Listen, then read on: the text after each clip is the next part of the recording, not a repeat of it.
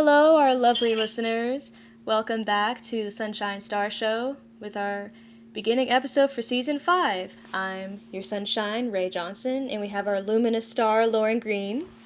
Hello, lovely listeners. Happy summer. Yes, oh my goodness. It's actually starting to feel it too, and despite us being in different states, I am so glad that we're both on the East Coast and can experience all seasons.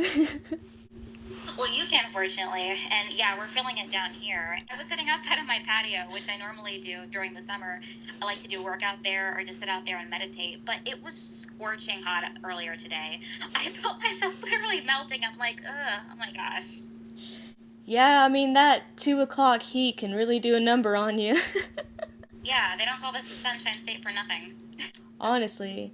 And you're right, I totally forgot since it's been a while since I've personally been to Florida that you don't exactly experience all 4 seasons. You don't know. It's like always hot all year round. And, it's kind of like an oxymoron, though, because, like, you would think that the sun would be out every day during the summer. But as we get, like, later into the summer, it's the exact opposite. It starts to rain a lot, and then there's hurricane season in the fall. So you're yeah. like, are you kidding?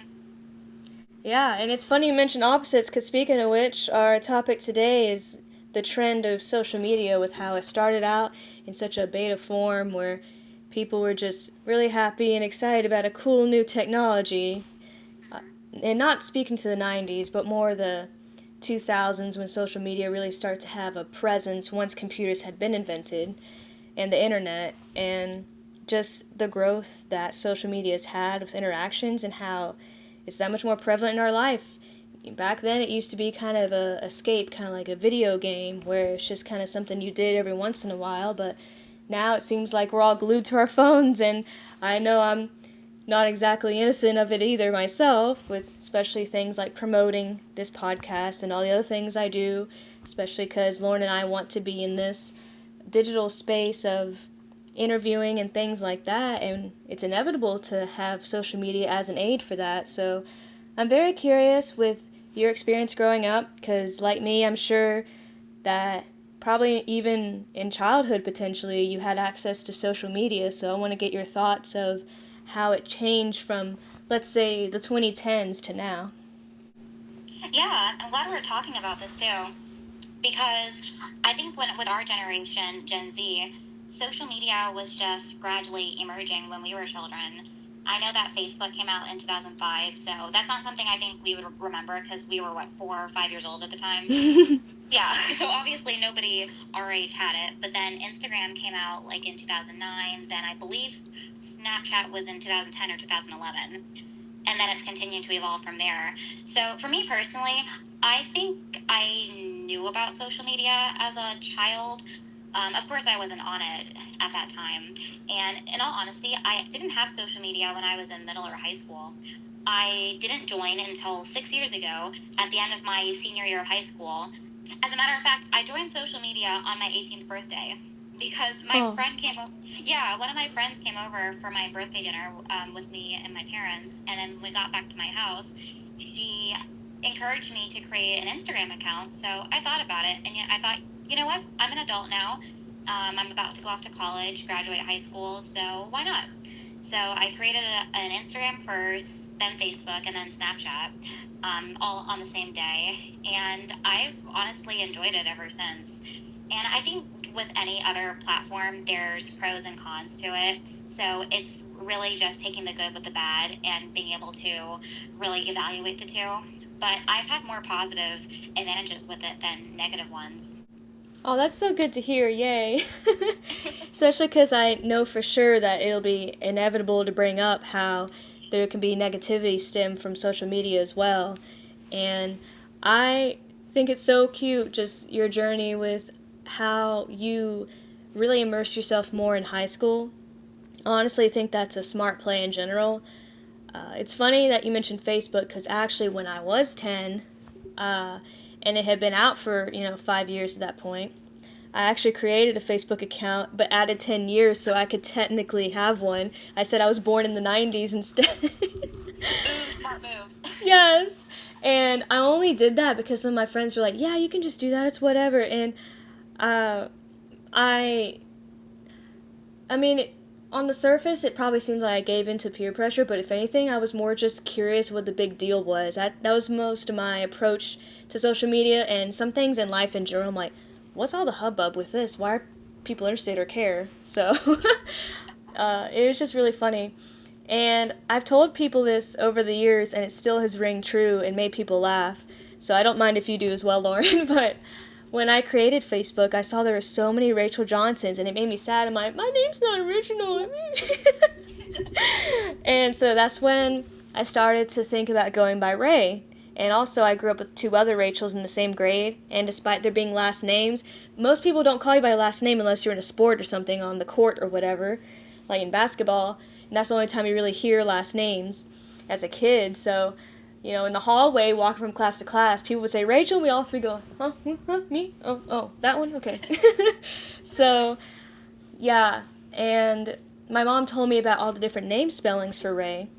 Just like, well, R-A-Y, that's like short for Raymond. I'm like, oh, well, I'm not a guy. So that's why I started spelling it R-A-E, and it's been that way ever since. But, yeah, and ironically enough, now I feel like a special few people still call me Rachel, because more people call me Ray, which is kind of funny how it's flipped over the years. And, yeah, it's both are very special, meaningful names for me, and I'm glad I can go by both, that kind of thing. And that just started to kind of form my identity, as well as getting a Gmail account, and that same year, and going by Rachel the Voice because the show The Voice, its first premiere season came out, so I knew I just had to fangirl my way into that account name. And yeah, I pretty much did kind of like with what you said with Snapchat and Instagram, added those, and I did Instagram first, then Snapchat, and then, then now they started to have, like, before COVID, I believe, Facebook Messenger as its own separate app and all this stuff. And, and I'm sure we both in college had to download GroupMe for various things. uh, so I completely agree with you that social media just kind of seemed like a extra bonus, fun internet thing to do. Kind of like when you go home or when you wake up on Saturday mornings and watch Saturday cartoons kind of vibe. That's kind of the thing of after school, oh, let's go check up on the Facebook or whatever. And it's just, it was a really interesting way to connect with people in a community and just realize in your little kid brain at 10 years old, you're like, oh my goodness, I can connect with so many people and not just in my direct state or whatever. And I'm so grateful for you that you had great experiences and stuff. I have as well, overall. And if anything, just reading about other people's struggles and strifes and different things, and how I think it's still funny as an internet culture to this day. People refuse to call Twitter X, and I stand with that. It looks like an editing software now. I don't know.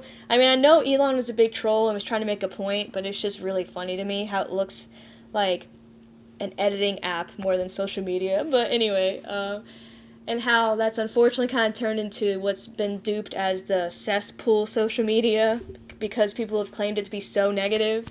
But I think what's interesting about that is how some people might have the correlation and causation of when more and more people started to join with it becoming more popular, that's when it started to become negative.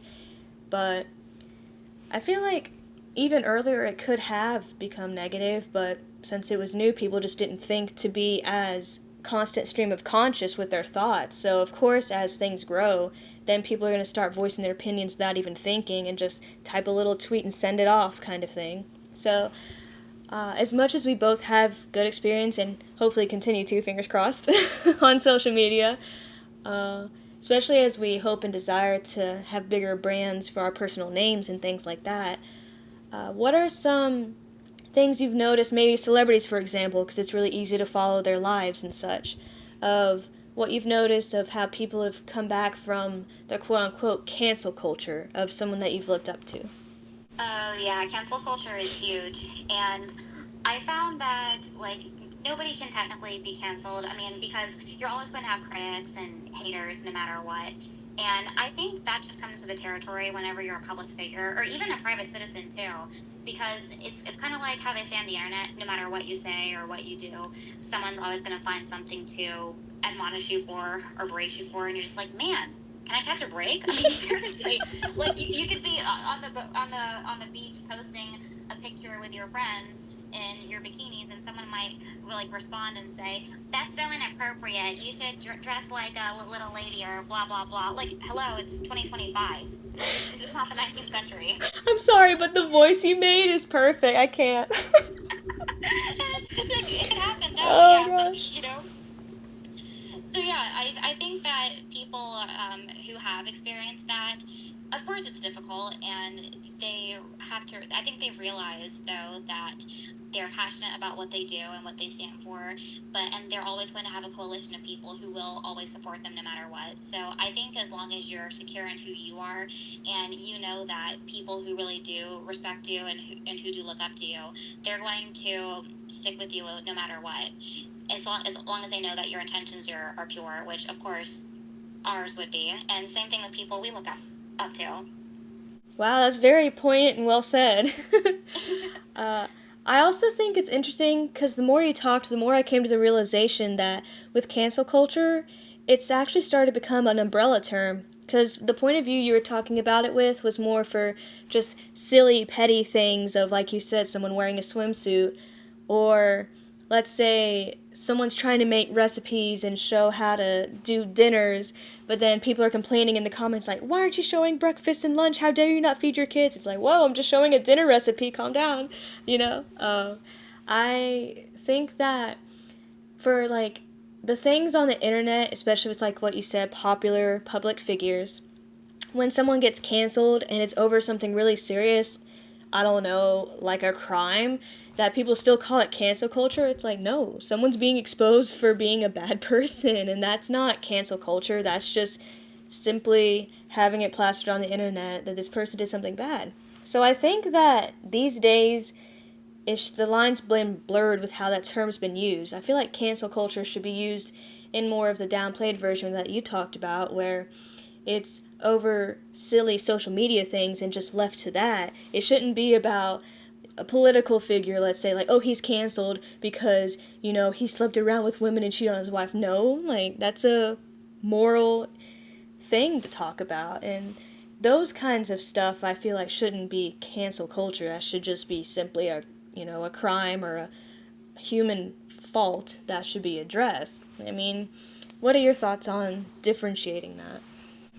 Yeah, I agree with you, because let's say someone is convicted of a crime, because everyone's innocent until proven guilty. Mm-hmm. But if let's say they were exposed for making bigoted or offensive remarks, then I don't think that's cancel culture. That's just calling somebody out for their hateful, just hurtful speech, which you should call people like that out.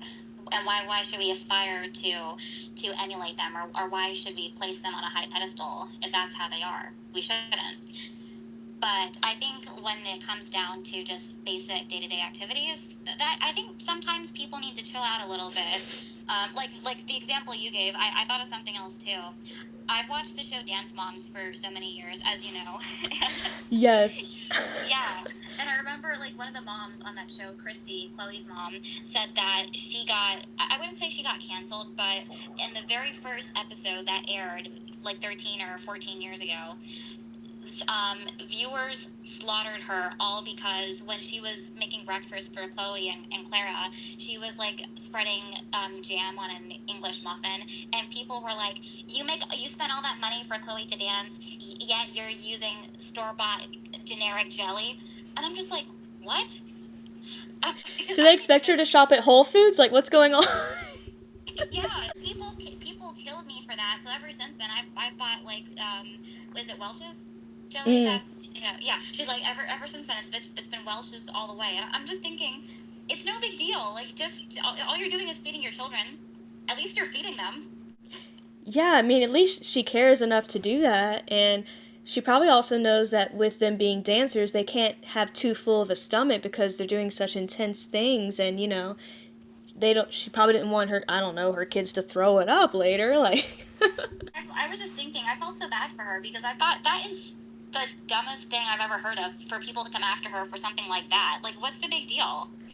Oh my gosh, I don't know what with what you said spurred this memory of mine, because back at my parents' place before we switched to all streaming services, which we could potentially talk about that as well and elaborate on more so with the different episode, but like the change of over time of TV, cable, and streaming. But on a commercial for Trivago, the spokesperson was this real nice middle-aged man with some silver hair and saying, "Hey, Trivago." He was just the Trivago guy. And the reason he stopped doing it wasn't because he retired or anything like that or any bad blood. It was literally because social media was being so weird to him about why he wasn't wearing a belt. Or something silly like that. Like he had his shirt untucked, or he either had it tucked in and just no belt for the pants. And people are like, why isn't he wearing a belt? What is going on? It's like, why do you care enough about it? He's making money from these commercials. He's not going to care himself. And he was just so tired from how incessant people were thinking about that more than what he was advertising for and that kind of stuff, that he just decided to quit because it was just too crazy. And I'm thinking, yeah, that's fair. And also, why care? Why do they care? I'm honestly astonished that people even pay attention to the littlest details that I think the average person would never even notice. Like, Yeah. I think, yeah, that just goes to show how petty, and honestly, it's underlying jealousy on their parts too, because why do you make such a big deal out of something that is so insignificant and it's not going to impact anyone's life? Yeah, it's so minute of a detail, like you're saying, and I mean, it's only impacting the people saying something about it because they're angry enough to care that much and get so frustrated over something so little, and it's literally not impacting the guy's life that's, promoting the commercial until it just becomes such a boisterous thing that it's just overwhelming. And I don't blame him at all for wanting to step down after that.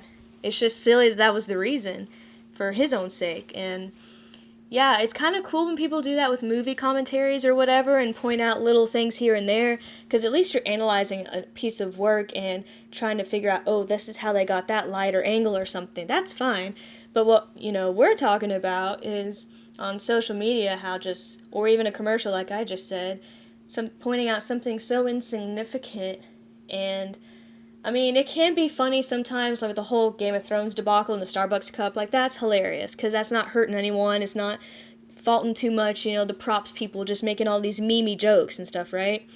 Yeah. But, yeah, when it comes to things like that, that affects people's livelihood to the point where they want to quit what they're doing, that's where it's silly. Especially because, he's a commercial guy. It's not like he's like a fashion guru or something, or celebrity that wears a certain style all the time. He's just trying to promote a hotel site, for goodness sakes. Yeah. Ugh. But I do think for sure what I touched on earlier of people having a constant stream of conscious is just infiltrated the internet in a way where people don't think before they speak, or in this case, before they type. And I also wanted to get your perspective on that as well, such as with clickbaity headlines and stuff, and people retweeting that or posting it to their Instagram stories and stuff, and doing that without reading the full article, and you can tell by the little paragraph comments they make.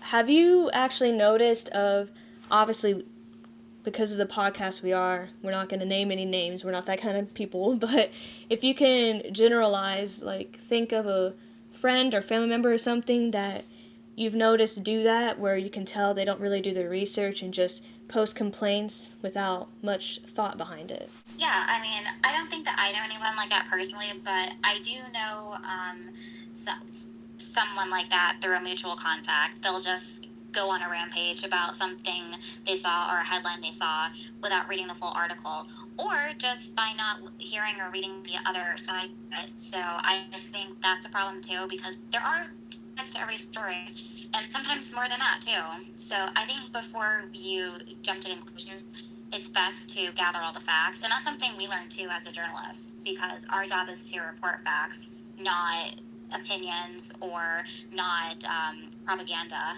but the truth. So I know it can be hard, especially nowadays, with how polarized the country is and the world is. But I think it's best to just take a step back and always examine both sides of the spectrum and form your own conclusions from there. And it could vary from person to person, and that's okay. But yeah, just don't jump to conclusions, you know? Yeah, there's this really funny saying, and uh,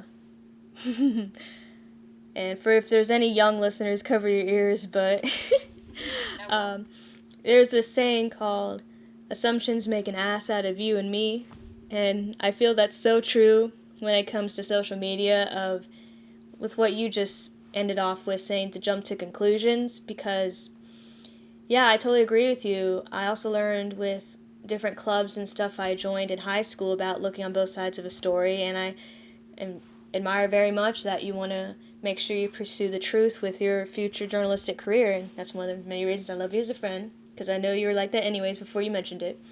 But yeah, that's always kind of a difficult thing nowadays, because it just seems that people hear one side strategically, potentially, let's say from a celebrity, of intentionally keeping things out to make themselves look better and to save face. Let's say that's a possibility. And then someone just solely relies on their story and not attempting to seek out any other things. Maybe if a manager had said something in a interview that wasn't quite as promoted in the algorithm, so it's not seen, or a close friend, but things like that, where it really can be hard to know the truth sometimes. And I also feel that no matter what, even if at the time it doesn't seem like it, especially if you're going through something where you hope the truth comes out, it always does eventually in some form or fashion. So I feel like, depending on what it is and how to say it in a way where you're very genuine, to just be honest about whatever happened. And I feel that even if it is a horrible thing, whatever it could be, people are far more forgiving in the sense of admiring the fact that you admitted to it rather than trying to cover it up with more lies or downplay the impact it had. And just more of a, well, I respect that, even though I don't like this person as much anymore, at least they admitted to it, kind of thing. Recently, I've been hearing episodes on YouTube of a show called The Brett Cooper Show, where she's been covering things about Justin Bieber.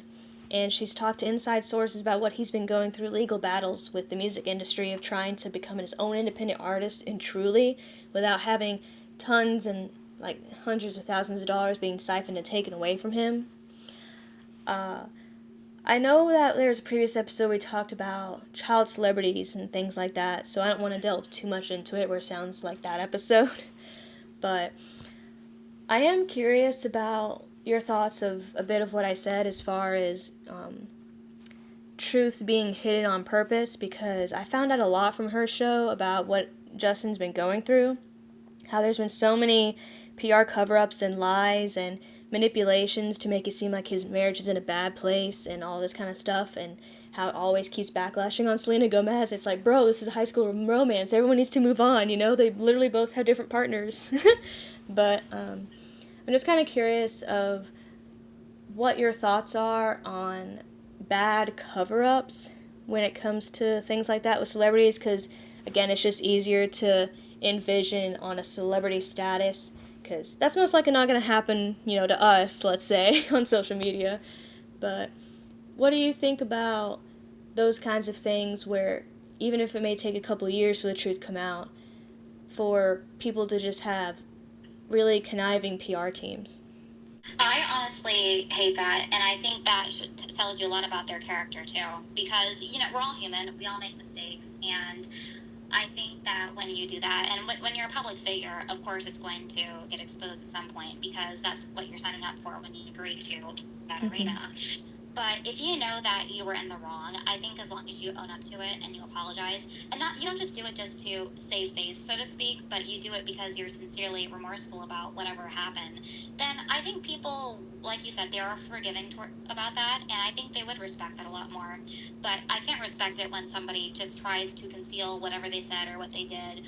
Or let's say they pay someone to bury the story, and they are like, "Oh no, no, no! I don't want this to come out. It'll ruin my career." And depending on the circumstance, it could have hurt someone else in the process. So that I really don't like, and I have seen like certain celebrities do that, and I really don't have any respect for people like that. Yeah, it's honestly saddening that for whatever, whether it be ego or monetary, whatever motivation someone may have to try to save face and bury the lead, if you will, it's just sad that in whatever form that pride overwhelms the truth to the point of them thinking that it'll be better because there's the temporary satisfaction of, oh, I can still move on in my career in the exact same way as normal. But I also feel that there's a huge pressure, especially with musical industry figures like Justin Bieber, of keeping a certain image and that kind of stuff, and especially since he grew up with these kinds of people managing his social media and all this stuff, it gets to the point where you probably, as a public figure like that, just have these moments of clarity of like, who am I really? I've kind of just been this character all my life and kind of had to stay on all the time. And even though to much a lower level, not even comparable, of course, with people that are Instagram influencers, that have whatever K followers, and they've built up a brand and personality and also in their own way a character. Especially for things that are a lot more interactive, we can build up that much more of a parasocial relationship, such as TikTok, where you get to see them talk and stuff, or even Instagram Reels, whatever. It just seems like there's much more of a trusting nature with audiences, and when that's shattered, of course, it hurts at first. But they have to also realize that being true to yourself and genuine also applies to the rough times and the hard times and the stupid mistakes you make. And I am grateful that neither one of us have had to experience that or even get close to that as far as being that influential yet to where something like that could happen. And I hope for the future for us that to never become the case. But it's just really sad to see a lot of people fall from grace because, especially the instantaneous nature of social media, with things like being famous on TikTok or Instagram and stuff like that. And I actually want your thoughts on the rise of TikTok with how it changed from Musically and things like that, with how what your opinion is on the studies that have come out about how people's attention spans have significantly shortened because of the short form nature of TikTok. Yeah, over the years, I think that as TikTok has progressed, like even younger generations are addicted to it. Like kids in elementary school, they're on TikTok, which I don't think is a bad thing because I think it shows them how to be innovative and creative and really create a name for themselves too. Because when you watch talk shows like the Steve Harvey show or even Jennifer Hudson too, or Ellen, they have a lot of child guest stars on their shows, and you ask yourself, how do they become famous? TikTok or through another social media platform where they're showcasing their talents. And I think that's really awesome because it wasn't always like that when we were kids. Like, well, obviously not because it just didn't exist then. So I like, yeah, I like how it's a new avenue for people to express themselves and, elevate their status. But I think that they've become so obsessed with it that they're not taking time to just enjoy the moment or embrace the people around them the way that they used to. And I think like as once they get older, they're gonna realize how much they missed out on, and they're gonna Mm-hmm. go, "Oh my gosh, yeah, I might have." Found some temporary pleasure in whatever I was listening to or watching or maybe even doing, but I I missed out on connecting with other people. I missed out on just the beautiful moments in life. And I think that's something social media has done over the past few years. Well, the past decade, or I'd say, because we're so addicted to our phones and what's going on the internet that we don't take time to just embrace the present moment. That's so very true, and it's funny you mentioned that because I was actually going to bring up as well how, despite how much of a worldly access social media gives us in a way that's never been done in history before, of connecting with people virtually, as you've mentioned, we have lost that in person connection as a result, and it's suffered as a general whole, and it is quite sad. And I do agree with the upside, though, that it can promote creativity and learning about things you never would have before, or being taught a concept from school in a more fun, interactive way where it makes sense. That kind of stuff is great, obviously. Like silly, goofy science experiments, and a guy like, I don't know, does it wearing a chicken costume. I'm sure that's out there somewhere. Not that I've seen that, but I'm sure that someone's doing that.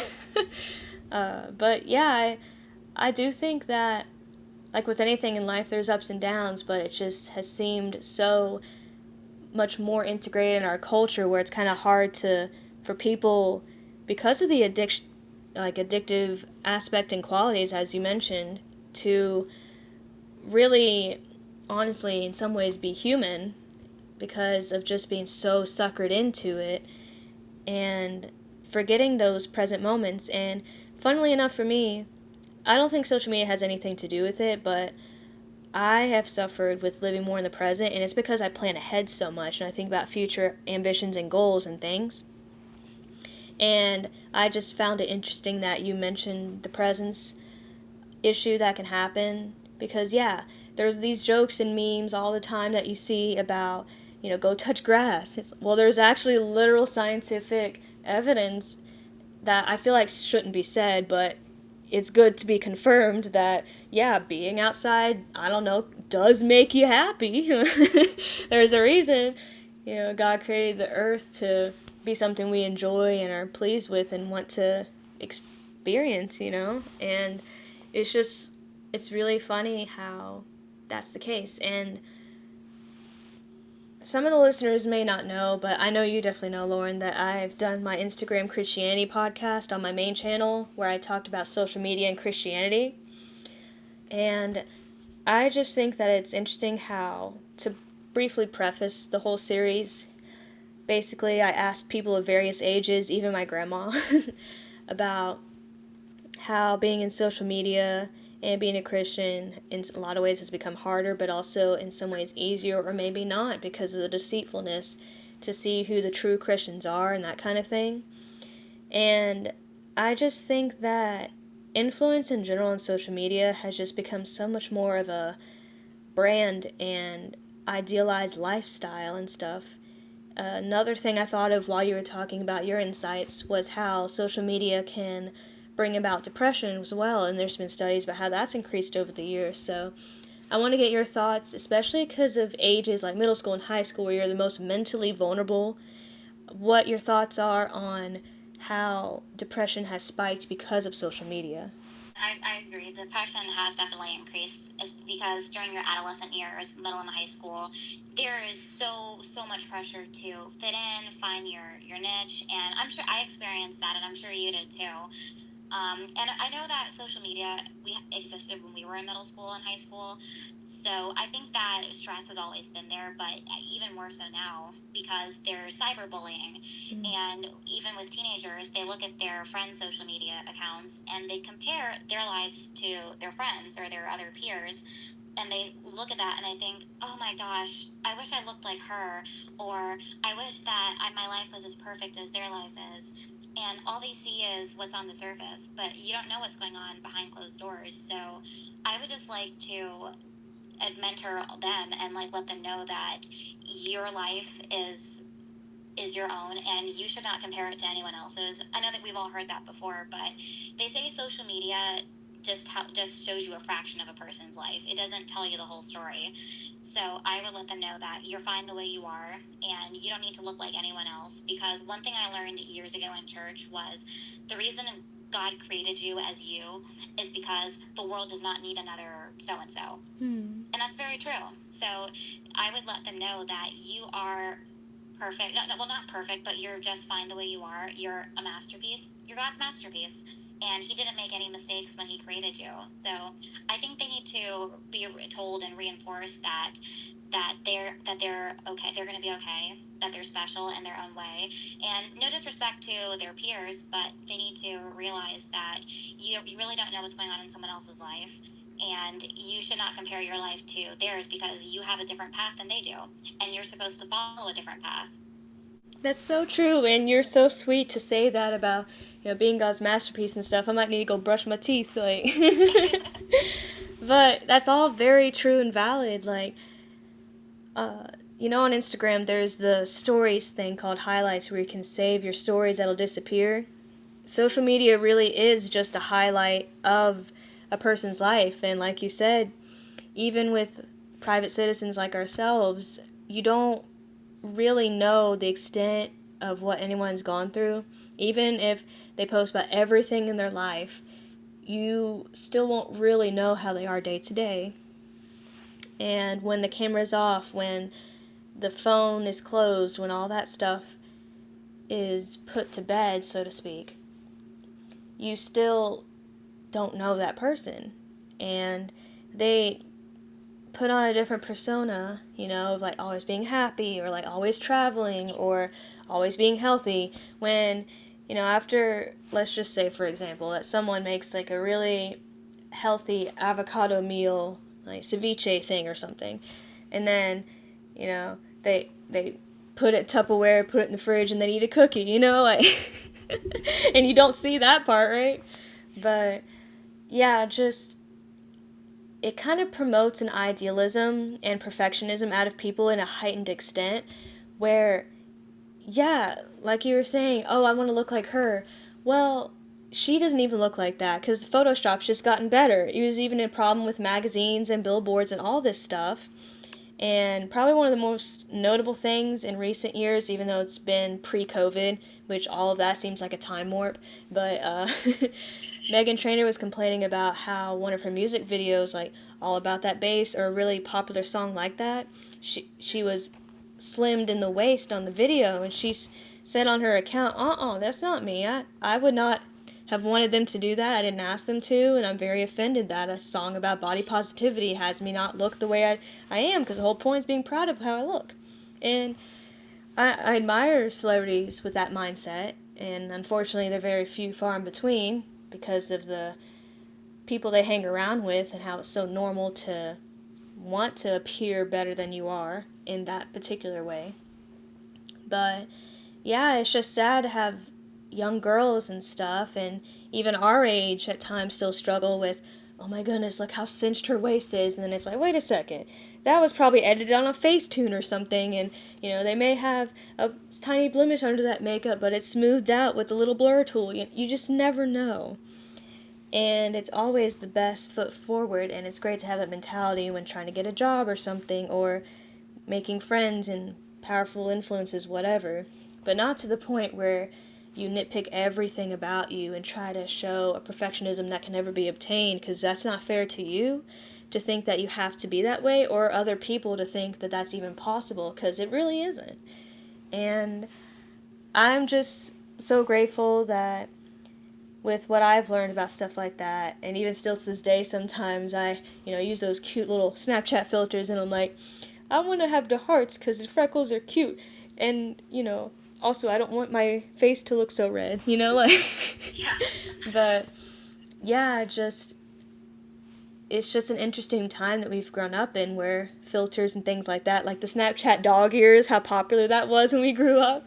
And Yes, I remember that. Or the cat ears too. Yeah. yes, where that was just really cute and funny and goofy, and people didn't really think about how it would blur their face or whatever. But now it's gotten to the point where filters are so sophisticated, it really kind of can be hard to tell if anyone used one. So yeah, just real quick before we end, I wanted to get your quick thoughts on beauty standards with social media, with how it's much more heightened. Oh, for sure. Because I think when you look at celebrities or models, they're usually paper thin, very, very skinny. And I think that's really created a lot of insecurity among young girls and women to think that they have to look like that. And they're so self conscious and insecure about their bodies. And I just feel so bad for them. And so my message to them would be, well, of course you should take care of yourself. So as long as you're eating healthy and you're exercising regularly, that's something like I've been trying to become more disciplined about, Mm-hmm. which you should. But as long as you're taking care of yourself, then you should feel secure in your own skin. And I think it just goes back to what we were saying earlier. Don't compare yourself to other people because we all have different body shapes, sizes. And, I'll say something else too. As far as the weight goes, here's another reason why you shouldn't compare your weight to someone else's. Because let's say, I mean, someone is 5 foot and you're 5'6" or 5'7", well, obviously you're going to weigh more than they do because you're Mm-hmm. taller. You're supposed to. You have more body parts. I mean, that's just a given. We are.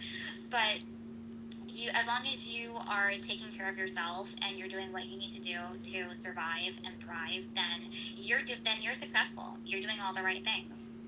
And I don't think that any particular demographic of people sets the standards for beauty because there's different levels of beauty. No matter your race, no matter your height, your age, your gender, body size, it doesn't matter. So true. And with what you just said about appearance and stuff, funnily enough, I had a weird dream where I was on a travel trip and for some reason someone called me racist because I bumped into them, and I'm like, no, your reaction has caused me not to like you because of your character, not because of how much melanin you have. It was just really weird, but it just reminded me of the standard I have of people where, I mean, dreams are weird, am I right? But Very, where yeah. I will never judge a person by their appearance or anything like that, because, like you said, everyone is a God's masterpiece, but, like, literally the only differentiating things, because we're all human, we're all one race, we're not human and alien and, Klingon or whatever, like, uh, yeah, that was a Star Trek reference. Anyway, but it's culture, it's ethnicity, it's language, it's melanin. It's those types of things that make us unique and special and should be appreciated. And yeah, the only reason anyone should ever be judged or judge someone else is if they have bad moral character. That's the only standard I would ever bestow on someone, so to speak, of judgment, is if words and actions don't line up or anything like that where it calls them into question. So I think that's another thing too. People are awfully on social media, anyways, because of the whole constant stream of conscious and that type of stuff. Too quick to jump onto those kinds of things too, and call something what it isn't, and that kind of stuff. And yeah, when it comes to appearances as well, there's a lot more sensitivity of things like that, and people being more heartbroken of not being held up to a standard. And like you said, I really don't think that there should be a beauty standard because everyone's just so remarkable and beautiful in their own ways. I mean, you look at all the celebrities and actresses and stuff from different countries, and they may not be here considered beautiful, but I personally think they are, and there's a reason everyone from their country thinks so too. So it's variance, and that's what I love about life. So we hope that you enjoyed this episode. We know it's semi-long one, but we just had a lot to talk about for this opening season episode, and we hope you enjoy. And leave a comment below if you enjoy what we talked about, if you want us to talk about something similar, like with what I briefly mentioned about streaming services. And we'll see you in the next one.